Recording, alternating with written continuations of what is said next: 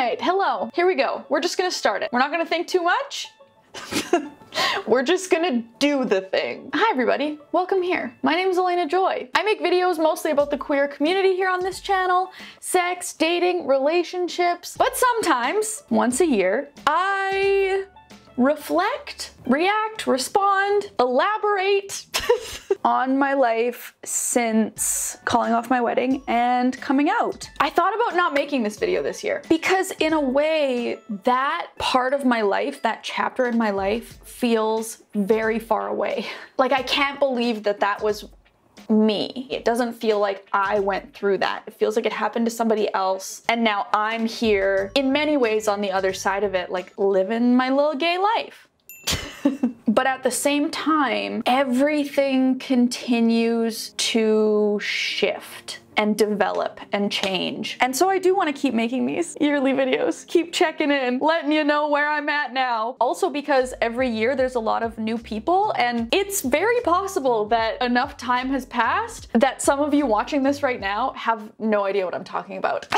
And so for those people, the short version, the Sparks Notes. 3 years ago, during COVID, during the pandemic, I was engaged to a man. I'd been in this relationship for like a decade, was supposed to be planning this wedding, taking that next step in our lives together, and I realized I was gay. Whoops.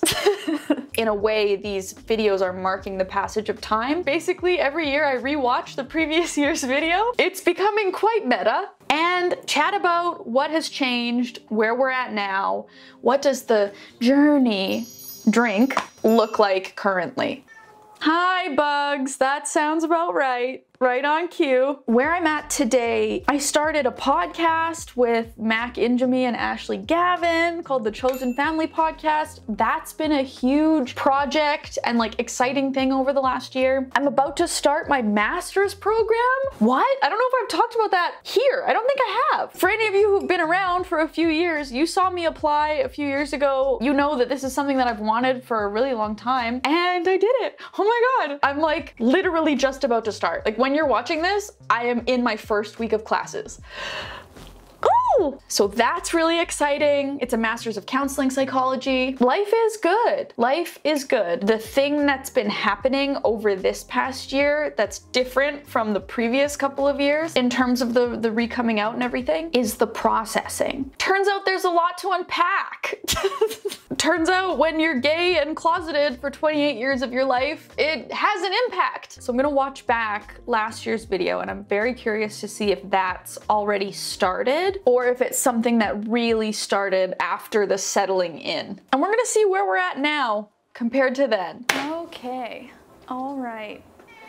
Hello, hello. Bugs just immediately. Why am I suddenly her name has changed. So Bugs just immediately chatting in this video. Nothing has changed, as you can see. But her name is Bugs now. A lot of you ask about that. The long and short of it is that I never liked her name. She was not named by me. And when I first told her name to my girlfriend's sister, she thought that I said Bugs, and she took care of Bugs for a little while, and unknowingly was calling her Bugs the entire time. Sometimes it was Bugs, sometimes it was Bugsy, but it definitely was never Boogs. And then one day she was talking to me about Bugs, and she called her Bugs, and I was like, her name's not Bugs, it's Boogs. She was like, oh my God, I thought it was Bugs. And I was like, oh my God, I like Bugs so much better. That's very cute. And her name has been Bugs. Henceforth, the first big change of the video. Wow, so much has changed. This video is a kind of time capsule for me. It's a time capsule. That's a good way to put it. 2 years ago, I was engaged. I thought that 3 years ago now, was moving in a clear and obvious direction. I thought I was happy. I was, you know, I was happy to a point. I just was also gay. I needed to live my life as my full self. See, this is interesting because I need to try and not start every sentence with, this is interesting because that's a really good summary of what happened, but you can almost see a hint of me still justifying why I had to end the relationship and why I needed to come out. Whereas now I don't feel the need to do that anymore. I'm just kind of like, yeah, I was in this relationship and I realized that I was gay. Whoops. Let's just get into it. Oh yeah, I was in the UK. May of last year. I was living in the UK. Oh God, okay. Wow. Yeah, so that's why I like these videos. And that's why I want to keep doing them. Because 3 years ago, May, I had just realized that I was gay, had just made this incredibly life-altering decision. 2 years ago, May, I was living in the UK. Chaos! 1 year ago, May, I was still living in my old place, about to move into this place, just finally starting to settle down. And now here I am, this May, about to move into a different place. She's moving again? Yeah, I'm moving again. I was still feeling very baby gay, was still feeling very new. Very much adrift. Yeah, right. See, the idea of baby gay was like not even on my radar now when I was sitting down to like give you my little update. I definitely don't feel like a baby gay anymore. Maybe a bizarre thing to say, but I don't even feel gay. Like, obviously I'm gay, obviously, but it's not like something that I think about a lot now. It just feels like who I am. My relationship is with a woman and I am also a woman, but like that just is. It's not like that's some... I almost want to say it doesn't feel as revolutionary as it did, but it absolutely does. Every day I look at my girlfriend and I look at my life and it feels revolutionary because I lived not this way for so long, but it doesn't feel revolutionary in the way that I'm like, this is just love. It's revolutionary because there's still so much hatred and bigotry in the world. There's still so much that we have to fight for and fight against, but my day-to-day life feels just like anybody else's day-to-day life. And that's kind of a beautiful thing. Ooh, okay, let's see. Oh my word.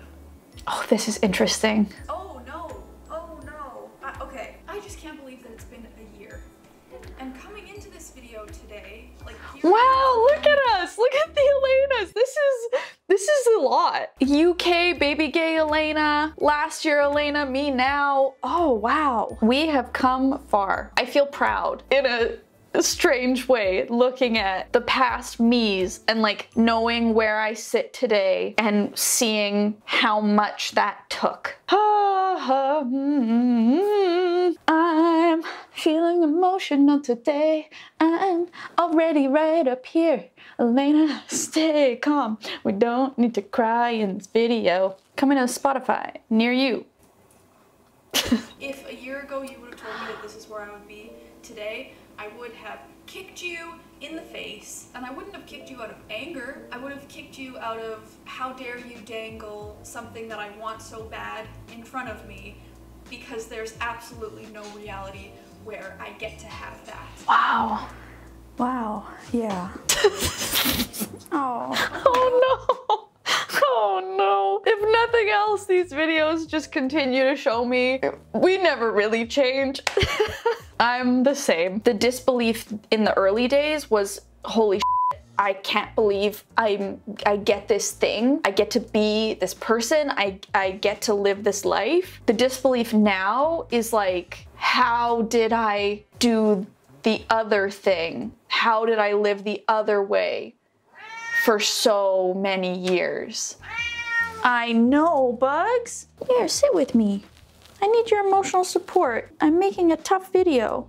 Knowing that something's not right. Like knowing, you know deep down that something's not right, but refusing to look at it or not taking the time to look at it or looking at it and then running in the opposite direction. The feeling of lightness, the feeling of freedom, of being able to breathe, that comes when you finally get to... As I take a deep breath, yes, yes. Past me, yes. Like 28 years it took to figure this thing out and to get there. But I did it, I got there. And now I get to sit here 2 years later and I get to feel like this. I get to feel free. Oh. Yes! Oh, whoa. Yes, we did it! It took 28 years, it did, but we did it. And now we not only get to feel free, but we get to feel peaceful and like life is moving forward again. That's what it is. For the first couple of years, it didn't feel like life was moving forward. It felt like a scribble. Instead of kind of being on a trajectory or making any sort of plan or like knowing what direction I was moving in, it just felt like I was running around in circles, which was fine. It was necessary. But now it's like, okay, here we are. We've arrived. Now the other parts of my life and identity can get attention again, which feels really good. I thought that for this video, what I would do is look back at that me coming out video. Oh yeah. Ooh, I don't want to watch that. Wow, this is hard.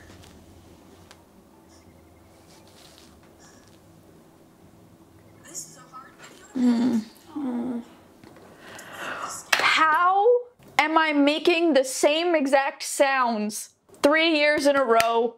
It's too much. This is too much now. That sense of like fear has been replaced with a feeling of knowing that it's gonna be okay, because I would rather live an uncertain life as a gay woman than a life of certainty in hiding. Yep. And now, because I chose that uncertainty, because I chose myself and accepted the uncertainty that came with that, those things that I always wanted, they might be in the cards for me. You know, like, yes, I had to go through that period of fear and not knowing to get here. I had to go through it. And now I'm again moving toward the life that I want, except I'm doing it as me. There's no more hiding. There's no more little voice in the back of my head telling me that something is wrong. I really don't know how to even put it into words. Now that that's like tick, we've figured it out. We got there. We've arrived. Then it almost opened up this question mark of like, okay, like what now? What do I like to do with my time? What do I like to do with my body in the world? What kinds of things do I like to consume? Oh God, who am I now? Yes, so exactly. Now that feels like tick, done, we've arrived. The next piece has been understanding the impact of those previous 28 years, the impact that it's having now, the impact that it had on me then. That's the thing that's hard to touch, if I'm being honest. There's a sense of grief for that version of me. There is a lot of sadness for that girl who lived those 28 years doing things because she thought that she was supposed to. And the remnants of that now, like trying to unlearn that, because it doesn't just go away. Like that's the thing I think that has shocked me the most this past year. Even though I'm now like living my truth, my habit of doing things because I think that they're the thing I should be doing hasn't just healed. You know, I didn't just come out and whoop, now all of my people-pleasing, performative nature, trying to just figure out what everybody else wants and then doing that. Like that's not just gone at all.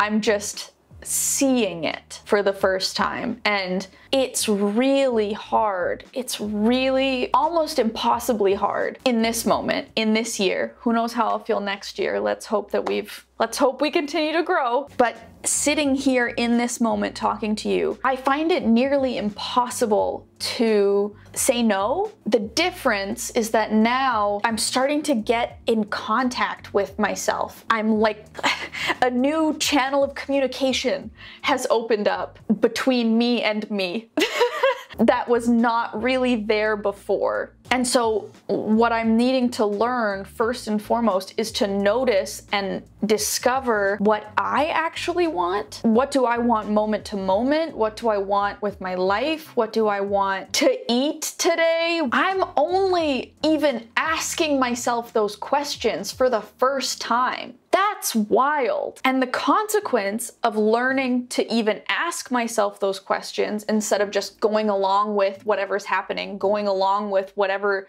other people want, is that sometimes the answer is that I want something different. sometimes I want something that's different than what the other person wants or other people want. And what then? It's a lot easier to move through the world just doing the things that other people want and like doing mental gymnastics to make that okay. Or not even doing mental gymnastics, but like if you never ask yourself, what do I want? Then you never have to know that you're actually doing things that you don't want to do and not ask yourself the question because you don't want to know the answer. But now learning to ask myself the question, like that's been the challenge this year. I feel like just now I'm starting to also ask myself the question and then try and act on the answer that I get, even if that means possibly disappointing somebody or whatever it means in each moment. But it's hard. It's really hard, but I'm practicing and I'm trying. This entire channel is based around my bisexuality. Oops. Oops.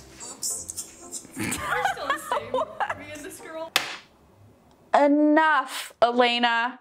Change your personality a little bit. It's interesting because now the like being gay part of living authentically to myself or like living a life that fulfills me doesn't feel like that big of a deal.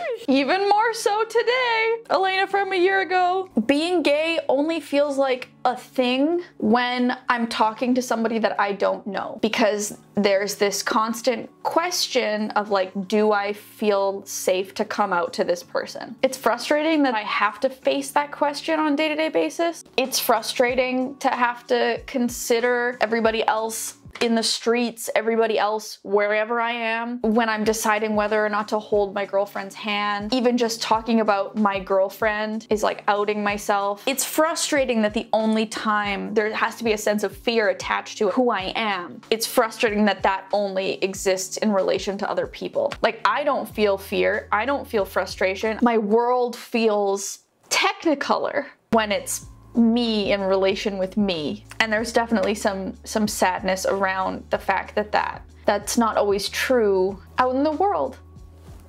The technicolor world. I thought that I was on the aromantic spectrum. I thought that I was demi-romantic for years. Cause your girl hated romance. I Yeah. hated it. Yeah. I hated everything about it. I forgot. Like, I forgot about all of that. How did I live 28 years of my life thinking that I didn't like all of these things that bring me so much joy now? I absolutely rejected. Same girl. Things like that make me hurt when I think back to baby Elena. Instead of questioning my sexuality, I just rejected all of it. Just said, no thank you. Nope, I will not participate in romance culture. And like, not only not participate in romance culture or like romance, but not understand how other people were having a different experience. Like, I really thought that emotions around relationships were silly. When I think back, I'm like, God, I was an ass. Not outwardly, I would hope, but I really thought that everyone was just being so dramatic. When people would go through relationships and go through really hard breakups or be experiencing jealousy or miscommunications or all of these things that are so common in relationship and in the human experience, I was like, girl, calm down. What are you getting so worked up about? It doesn't matter. Like, it was just me up there on my high horse thinking I was above it all. I really felt numb in a lot of ways to a massive part of the human experience. Not for everyone, but for a lot of people. And now I'm needing to learn to navigate all of that, like now, in my 30s. You all got to do it when you were like 16. The classic queer second puberty. Here we are, we're living it. For anyone who is still in the uncertain, difficult, terrifying part of the coming out experience, or Yeah. for a lot of us, the re-coming out experience. And I wanted to make it to say to you, The coming out journey. Drink. to show you that it does get better. It does. And it doesn't just get better. It gets lighter. Yeah. It gets freer. Yeah. Every day that passes, I feel more and more comfortable in who I am. And it happens one step at a time. And so whatever step you're on, I want you to know that it's going to be okay, and that the important thing is that you are being true to yourself. Preach, Elena!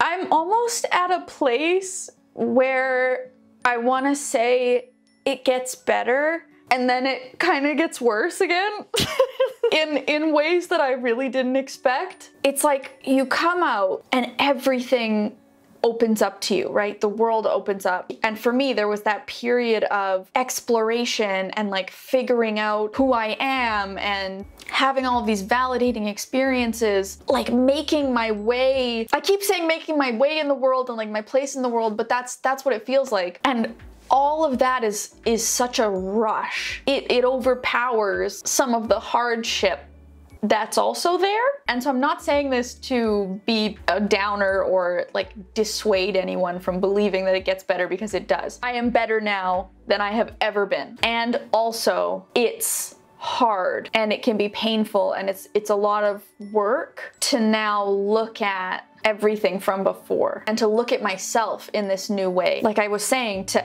have to ask myself in small and big ways, what do I want? And to hear an answer and then to try and honor that answer is not easy. And while it is better in every way, it's better for my mental health, it's better for me as like a full person trying to live my most authentic life, but it's worse in that it's hard. It's hard. It's hard. It's hard.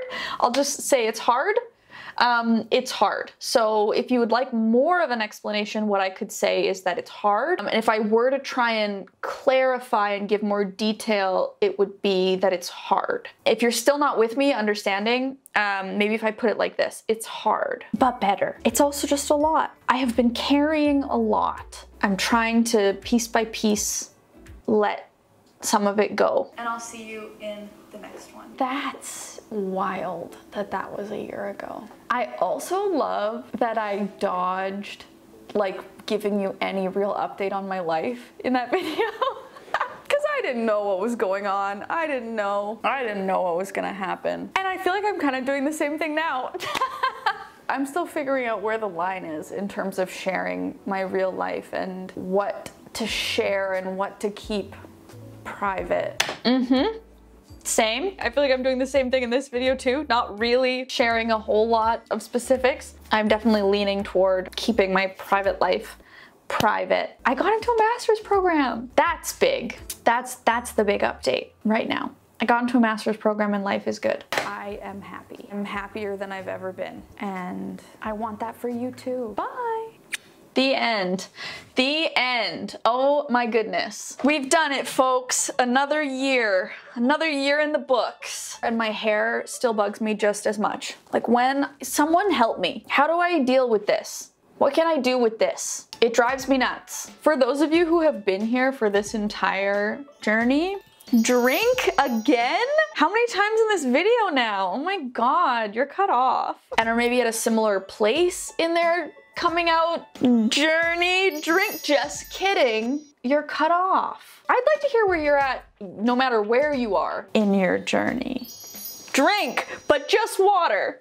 So head down there and let me know if you feel comfortable. As always, an extra huge thank you to my VIP patrons, my vitally important producers. You all continue to make my world go round year after year. Follow me on Instagram if you haven't already, because that's where the magic happens. Check out my podcast. Seriously, if you want to hear more in-depth discussions of this or like any aspect of queerness, the Chosen Family podcast, that's where you want to go. There's a lot more space on a podcast for us to like have conversations and discuss our life's experiences than in this kind of format. So if you want to hear more, that will all be linked in the description. Thank you so much for watching. That's it for this video. I love you very much, and I'll see you in the next one. Bye. This video. Oh, the tongue ring. another change. I took my tongue ring out. Had that thing for like a decade. All gone.